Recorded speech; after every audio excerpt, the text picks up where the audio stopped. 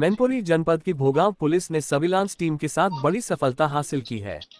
ज्ञात हो कि विगत 2 अगस्त को भोगांव थाना क्षेत्र के ग्राम नगला मधु में घर के बाहर सो रहे वृद्ध किसान कृपाल सिंह की गोली मारकर हत्या हुई थी, जिसके बाद पुलिस हरकत में आ गई। पुलिस ने जांच में पाया कि कलयुगी बेटे सहदेव ने अपने साथी शैलेंद्र, सतीश और अनिल के साथ मिलकर घटना को अंजाम दिया था। पुलिस ने कार्रवाई करते हुए आरोपियों को गिरफ्तार कर लिया। पूछताछ के बाद आरोपियों को जेल भेज दिया गया है।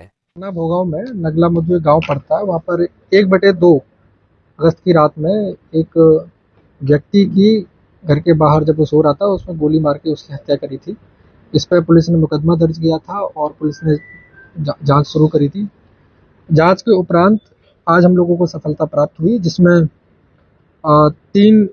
4 लोग इसमें सामने आए हैं जिन्होंने इस घटना को कारित किया था। इसमें सतीश है, अनिल है और सहदेव है जो उसका बेटा है, और एक शैलेंद्री है जो सहदेव की जो है वाइफ है। इन सभी ने प्लानिंग आज से 20 दिन पहले करी थी, क्योंकि इन सभी चारों के अपने अलग अलग मोटिव थे। सतीश और अनिल के ऊपर पहले एक 307 का मुकदमा दर्ज हुआ था, गांव के ही रहने वाले रमेश नाम के व्यक्ति ने कराया था। उनकी गवाही 7 अगस्त को उनकी गवाही थी इसी केस के लिए। इसी केस से बचने के लिए उन्होंने प्लानिंग करी कि किस तरीके से हम लोग कोई ऐसा केस करें जिसके चक्कर में हम रमेश को फंसा दें और हम लोग अपने गवाही से बच जाएं या फिर बाद में कंप्रोमाइज हो जाए। तो सतीश और अनिल को उस 307 के मुकदमे से निकलने के लिए उन्होंने ये पूरा षड्यंत्र रचा।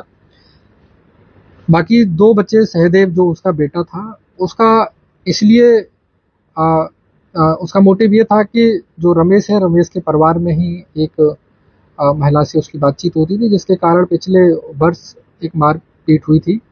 उसी के रंजिश के चलते हुए उसने रमेश से बदला लेने के लिए ये कदम उठाया। क्योंकि सतीश और सहदेव के दोनों ही लोगों का मोटिव सेम था, इसीलिए दोनों ने ही मिलकर इस घटना को कारित किया है। मौके पर जिस बंदूक से मारा गया था वो तमंचा भी हम लोगों के पास बरामद कर लिया है। 2 छोटे फोन का इस्तेमाल किया गया था जो उसी रात्रि को लिए थे बात करने के लिए, जिससे कि पुलिस उनको ट्रेस ना कर पाए। तो वो दोनों फोन भी हम लोगों ने बरामद किए हैं। चारों की गिरफ्तारी करके अब हम उनको जो है जेल भेज रहे हैं। सर, इसमें घटना में अंजाम देने वाले और भी लोग हैं कि ये 3 ही लोग इसमें शामिल हैं? इसमें देखिए 4 ही लोग हैं मौके पर, और क्योंकि फोनों के बातचीत के पैटर्न से वहाँ मौजूद कौन कौन लोग थे उन सबसे हम लोगों ने जांच पड़ताल करने के बाद यही सारी चीजें निकल कर आई हैं कि ये मौके पर 4 ही लोग थे और चारों की हम लोगों ने गिरफ्तारी की है। किस तरीके से इन लोगों ने घटना को अंजाम दिया? जैसे आपने बताया कि राजस्थान में इन्होंने अपना मोबाइल पहले स्विच ऑफ किया, फिर वहां से निकले। देखिए ऐसा है कि सहदेव कुछ काम से राजस्थान गया था। जिस दिन की ये घटना है उससे एक दिन पहले राजस्थान में इन्होंने अपना फोन स्विच ऑफ किया था। की मॉर्निंग में जब ये घटना हुई थी, उसकी मॉर्निंग में सुबह 3:30 बजे के आसपास इन्होंने कानपुर में जाके अपना फ़ोन को स्टार्ट किया था। राजस्थान से ये चलने के बाद यहाँ मैनपुरी में एक थाना बिछवा पड़ता है, वहाँ इन्होंने एक छोटा फ़ोन लिया था। इसी के साथ अनिल था इनके साथ, जो अनिल ने भी इस दोनों ने ही इस छोटे फ़ोन को लिया था। इसके बाद इन लोगों ने घटना कारित करने के बाद अनिल ने कानपुर में जाके इस सहदेव को छोड़ दिया था। इन सभी लोगों की प्लानिंग इसी तरीके की थी कि जिस तरीके से पुलिस का शक न जाए, इसीलिए शैलेंद्री ही जो इसमें अभियुक्त है वो ही इस केस में बादी बनी है।